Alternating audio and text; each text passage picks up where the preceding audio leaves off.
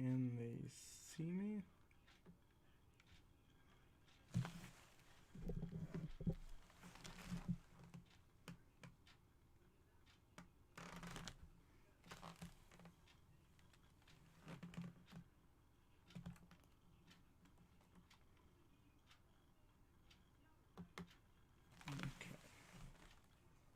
Okay, it looks like we're live.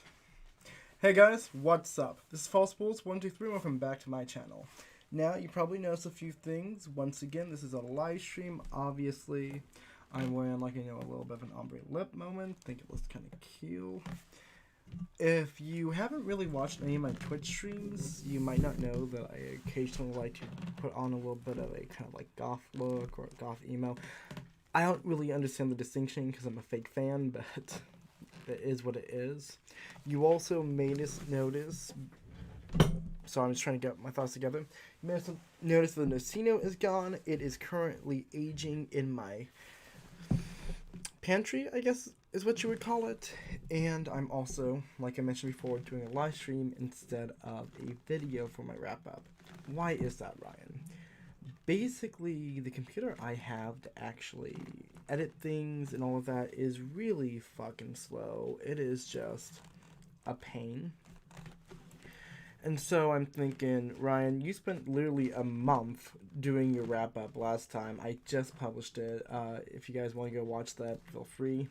And so I figure for the rest of the year, or at least until I can get a new computer, I'm going to be doing my wrap-ups as a live stream, just so that I can still be producing content while also getting everything else in my life that I need done. So, a little bit of a bummer. Obviously, it's not the perfect setup ever, but it is what it is.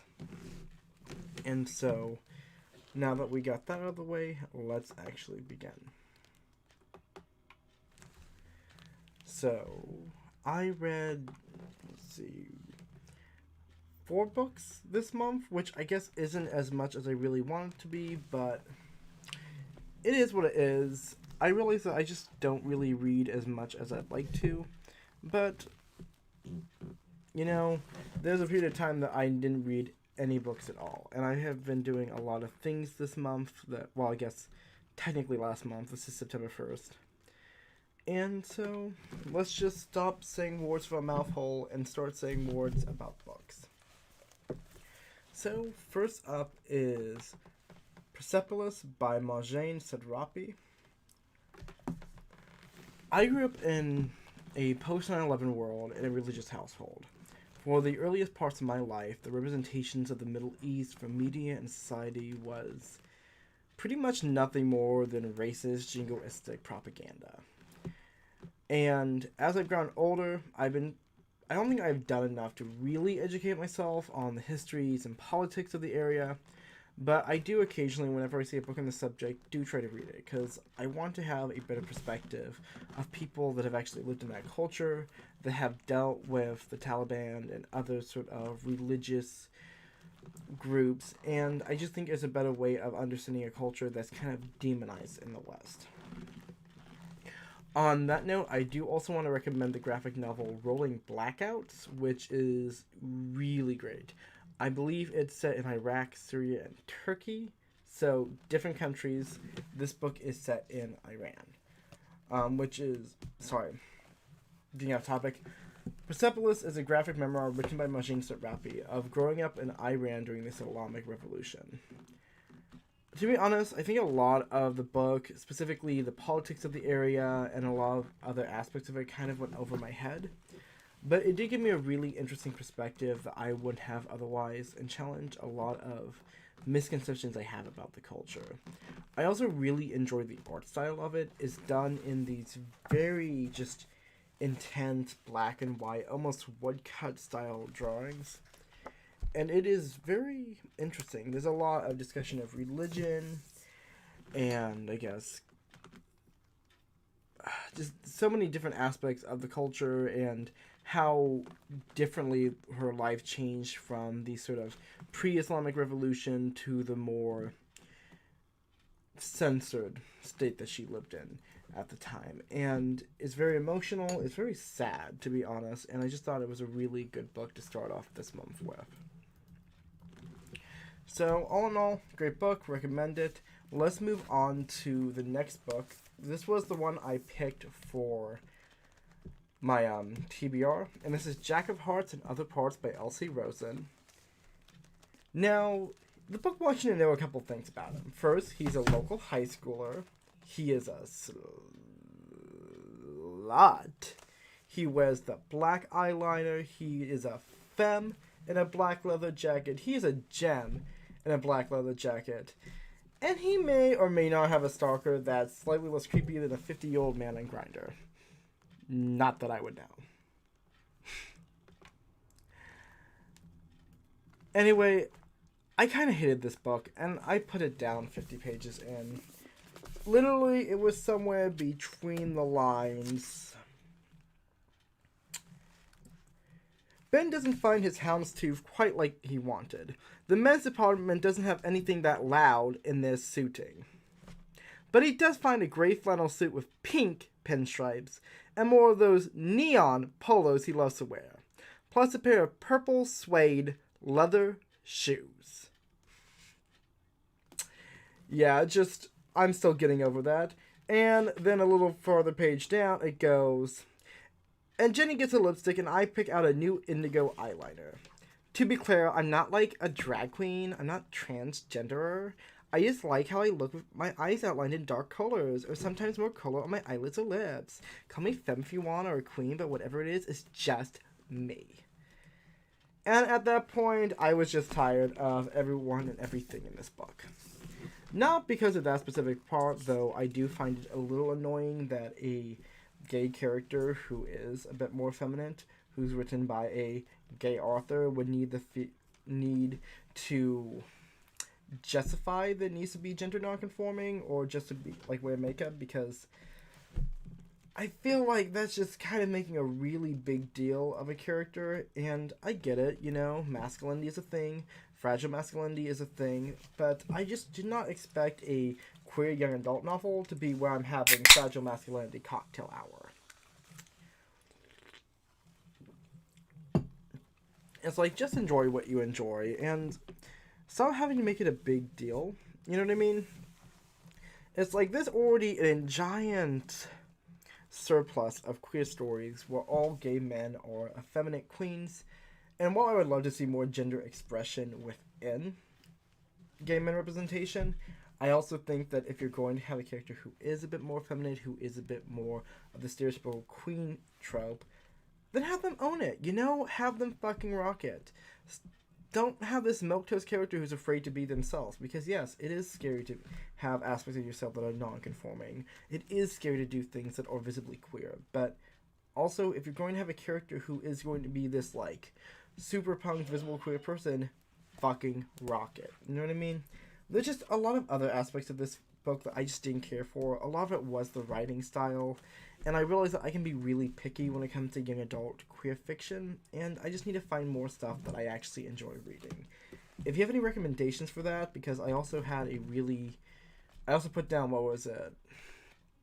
I think The Sound That Music Makes? Don't remember the name exactly, but there's something like that, by Bill Koenigsberg, and I definitely just like that book more, but this one was pretty high up there and just obnoxious writing style. So, little harsh, little mean, but let's move on. Next up, I read The Old Man and the Sea by Ernest Hemingway. Okay, it's a classic, and I totally didn't read it because it was super short. Old Man and the Sea follows a Cuban fisherman's internal dialogue as he catches a really big fish. Now, I feel that any good writer can make the mundane and banal into something truly amazing. Like that one time Asimov was like, I'm going to make taking a piss be important to the plot. Fucking icon. And if I was doing this on, like, editing, I would totally be playing Literal Legend by Ayesha Erotica, just saying. Now, in the same way, Hemingway makes what on the surface is a very basic plot into a rather poignant story. About loss, about aging, and about victories and losses. The main central conflict in this book, where he catches the fish, is kind of seen as a pirate victory.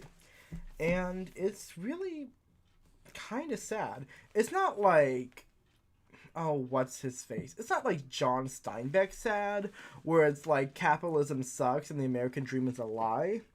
But it's also not like that. You know what I mean? It's similar vibes. Also, I actually really appreciate how well this lipstick is staying on. Anyway, but for such a short book, I thought it was incredibly well written. There was just this really depth of character, just these really... For actions that are so simple, there's just so much life and so much energy breathed into the character, and it was just very emotional. And so I definitely want to try reading more Ernest Hemingway in the future. I thought he was a pretty good read. So, moving on, let's get into something a bit more controversial. Harry Potter and the Chamber of Secrets by J.K. Terfling. I want to first state that I've had this book for years because I don't want you to think I gave money to a bigot. This is ethically neutral reading. But let's actually talk about the book. Let's look back knowing what we know now. Chamber of Secrets is still, in my opinion, one of the best books in the series, along with Prisoner of Azkaban and Order of the Phoenix. I think it had a really good murder mystery aspect to it. I thought that as the character progressed, you really had a feeling for a lot of aspects, and I think the movie was really well adapted. It really helped visualize a lot of the interesting aspects of J.K. Terfling's world. That being said, let's rake this over the fucking coals. That's right, cringe culture might be dead, but rant culture isn't. Basically, Johann Gottlieb Freaked. Oh, my bad. Snake Daddy Salazar Slytherin built a safe house so that all the other wizard eugenicists could hide from mass immigration and miscegenation. He called it the Chamber of Secrets because back then they hadn't invented subtlety. Well, oopsie daisy, someone opened up the chamber again, released this year's canned evil, and unfortunately this evil boogeyman is also a racist. Who would have guessed it? The story follows everyone's favorite Gary Stu, and he's sad because he has a shitty home life, and all of his castmates think he's a serial killer.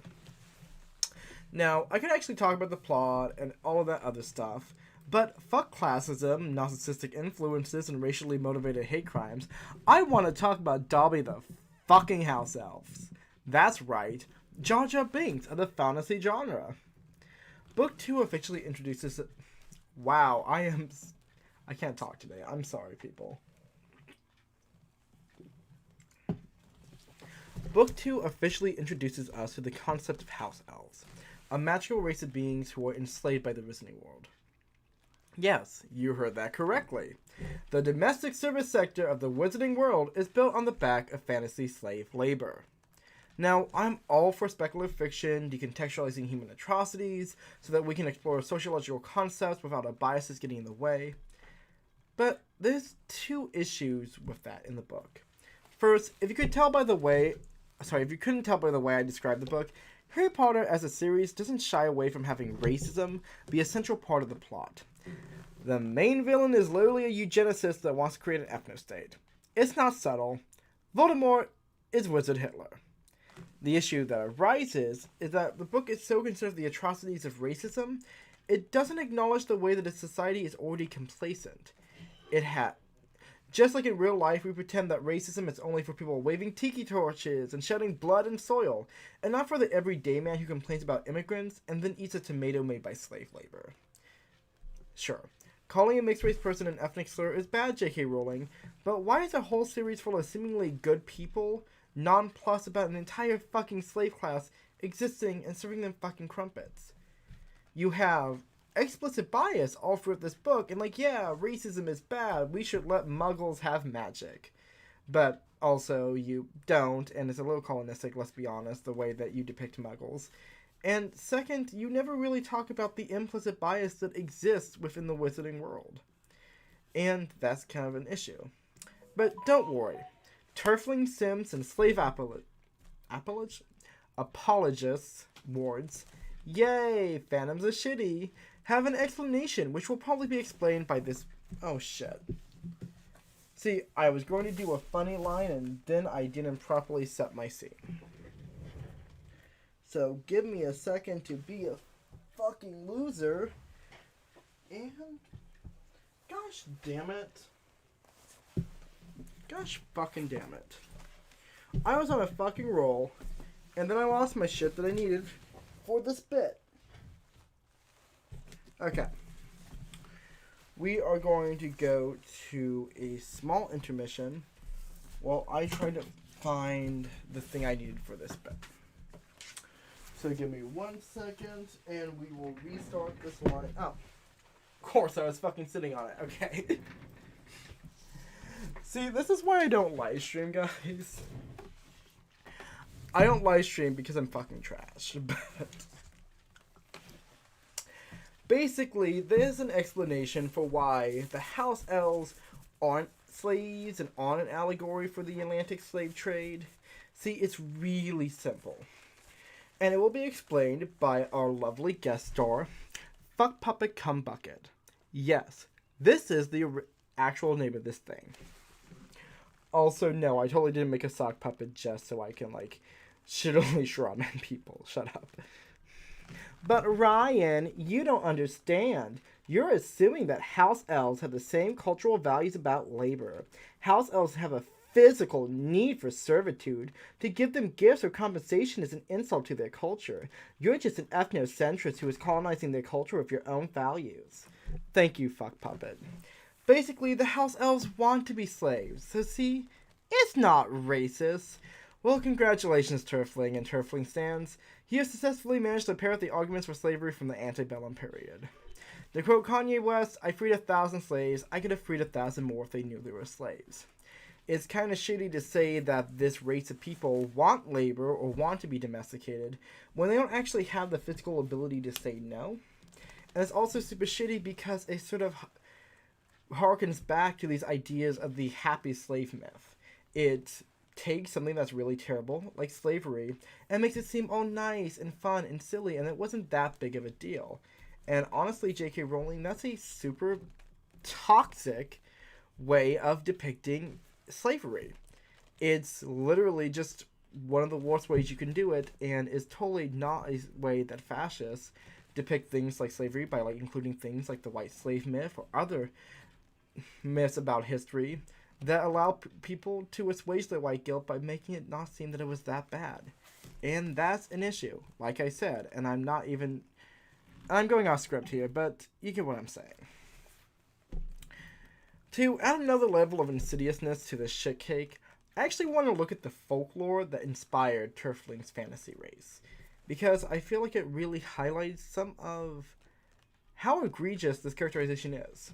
So, in European folklore, there's a subsection of Fae known as house or heath spirits. My bad, it's pronounced hearth, not heath. Sprites that do household chores, essentially.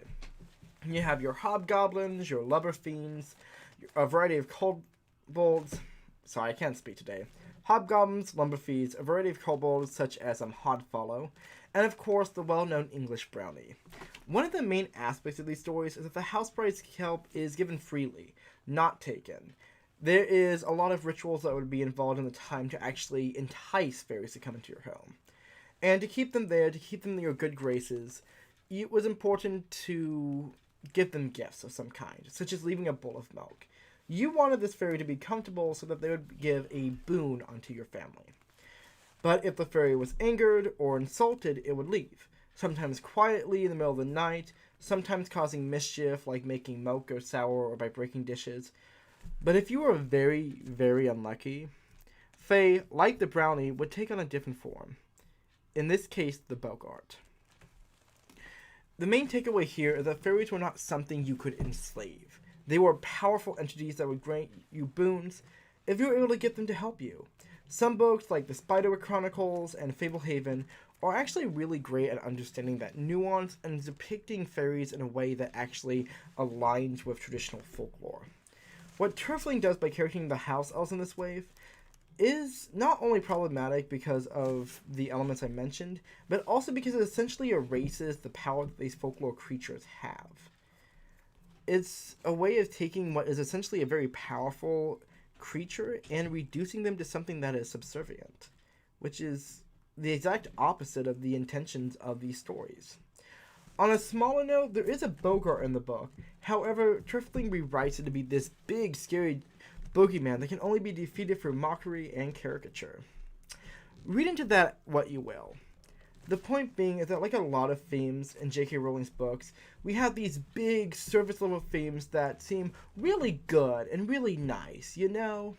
Racism is bad. We shouldn't be upset at werewolves because they represent disease stigma. But then she ignores a lot of problematic elements that rise from that, like the way that a seemingly anti-racist society allows slavery and thinks that slaves want to be that way, that they ask for this. Or the way that even though she says that werewolves are AIDS victims, or an AIDS analogy essentially, she still writes these creatures to be scared and also depicts some of them as child predators. So, yeah, she's not the only writer to present racism as individual and explicit. Sorry, I jumped the gun on that line. But I do want to say that she's not the only writer to present things such as racism as an individual, explicit phenomenon, instead of ignoring how systematic and implicit bias affects the world. But I think it's also kind of unfair to say that just because she has that sort of baseline shittiness, she's also a good writer. Truly. She's written some really iconic and emotional villains like Dolores Umbridge that really taps into things like evil and authoritarianism and all these other aspects. And to see her write things like that, to see her write books that are really impactful and really emotional and really nostalgic, it's kind of sad that she has these elements that are just really fucked up in perspective. You think of a writer that can achieve this type of writing, that she would look for more nuance within her themes. So, moving on from that very long essay about, I guess, complacency of implicit bias, let's talk Victorian science fiction! And it includes my favorite part of steam era technology, lighter than air travel. Yas Quen, we is talking about hot air balloons. Ugh. I can only get so fucking hard, okay? Love everything about it. The blimps. The zlimps. That's not a word. But yeah, faster than air travel is essentially a form of air travel using hydrogen or helium to inflate giant balloons. And it's not really something that we ever got into in our modern time, mostly just because of things like the Hindenburg disaster, really making it kind of dangerous as a form of air travel. Obviously, nowadays, modern lighter than air travelers use helium? Yeah, they use hydrogen, which is... No, my bad. They use helium, which is non-combustible, it's non-reactionary, so it is safe, as opposed to the traditional hydrogen balloons of the 18th century, but it is something much more of a novelty these days. And a lot of steampunk really includes those sort of aspects of that lost technology. And obviously, contemporary science fiction of the time is going to use a lot of really interesting depictions of that technology in their books because it was something cool and new. The same way that we might use something like a Large Hadron Collider in a science fiction story in the modern era. So, 21 Pilots follows Professor William Sherman after he shows up in the middle of the ocean after a ballooning trip. The only issue is that he's in the wrong ocean. Who even does that? Also, he may or may not have just went around the world in 40 days, so Phineas Fogg can go suck a fat one. Eat your heart out, Julius Verne. It turns out Professor Feelgood accidentally crash landed in an abandoned island of Krakatoa, which is 1, not technically abandoned, 2, is right next to an active volcano, which, as an Oregonian, I could never. And 3, it is filled with shiny, shiny diamonds.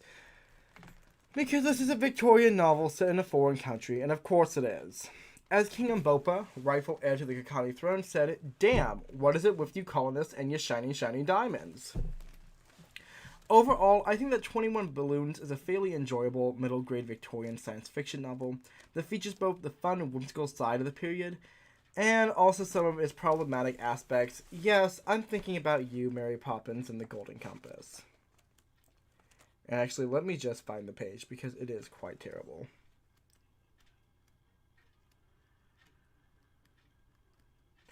Ah, here we go. At dawn came up, and daylight began to appear in this valley. The Indians arose, walked out of their tents, and beating their chests, took deep breaths of fresh air. But what was this? Right in the middle of the reservation, lined up with the other tents, what...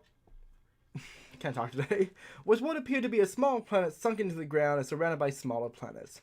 Now what do you suppose the Indians did? Did they back away trembling in fear at the colonists' technology? No. Did they shriek with fright? No. Did they beat up the medicine man for some god-awful reason? No. They gave the cupola a depraising look, then one of them said, "Ha! Those dumb whiteys decorated Explorers Club of San Francisco with too many balloons. Get hatchet. Cut door to the United States between New York and San Francisco. This will make a good new house for Chief." Oh, also, yes, there is a picture of them in a feathered headdress if you were asking. Such lovely representation, you know, like, Ryan Murphy could never. Well, that was actually all the books I read this evening. And by evening I mean month, because I can't tell time. Thanks for asking. So there is one last thing I want to do before we get to the end of the video and all that shit. It's egg basket time, so I'm going to close my eyes. I'm going to reach into this basket. And, oh, this one's pretty. And let's see what we actually got. It's a piece of paper. Oh my goodness. How did you know I always wanted one of these?